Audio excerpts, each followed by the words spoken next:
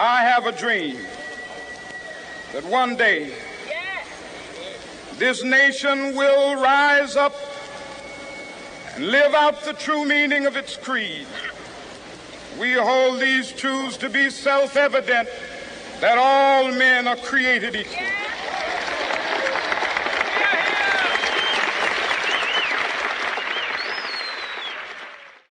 The immortal words of Dr. Martin Luther King resonate today just as they did nearly 60 years ago when he delivered them from the steps of the Lincoln Memorial on August 28, 1963.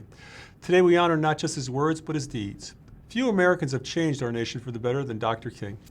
Dr. King's impact on our nation lives on in our history, not just for what he accomplished, but how he accomplished it through a message of peace and love.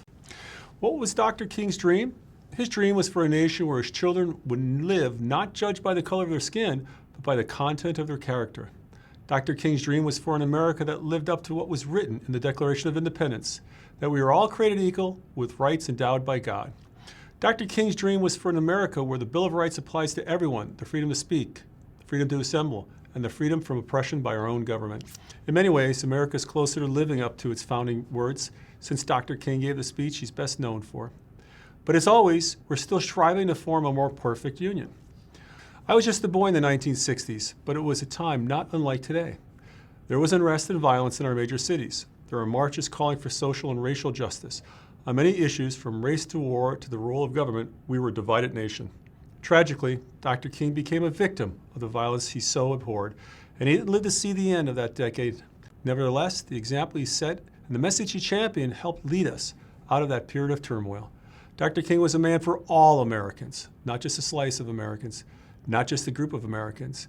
That's why it's appropriate to honor him with a national holiday for his work to advance all people. Today on this day, we honor Dr. King's legacy. Many Americans are wondering how we can heal as a nation. Today, the best way to honor Dr. King and to move forward, a more perfect union, is to follow his examples in words and deeds. We must embrace love and reject hate. We must choose peace and reject violence. We must reject the notion that we're defined by our race or our background or any other trait, and instead choose to judge each other by the content of our character and how we treat each other. I hope you join me today in reflecting on not just what Dr. King did, but how he did it.